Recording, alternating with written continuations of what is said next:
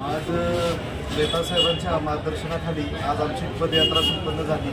अतिशय उत्स्फूर्त असा हा आम्हाला प्रतिसाद मिळालेला आहे। या रॅलीच्या वतीने चांगल्या प्रमाणात लोकांची संख्या होती आणि चांगला एकदम छान असा प्रतिसाद मिळालेला आहे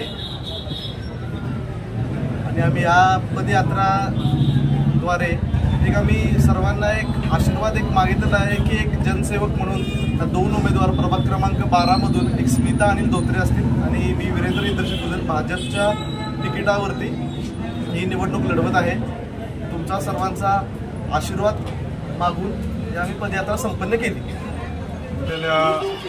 कराड नगरपालिकेच्या इलेक्शनच्या निमित्तानं वार्ड क्रमांक 12 मध्ये आज रॅली आम्ही आज काढल्या। त्या रॅलीला उत्स्फूर्तपणे प्रतिसाद वार्डातल्या नागरिकांनी दिला।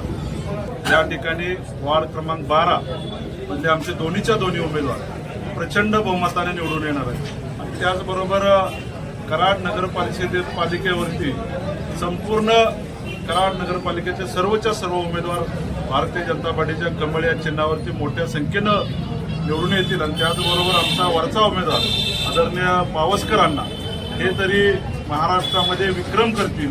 या ठिकाणी भारतीय जनता पार्टीच्या कमळ या चिन्हावरती प्रचंड बहुमताने निवडून येतील असा आम्हा सर्वांना विश्वास आहे।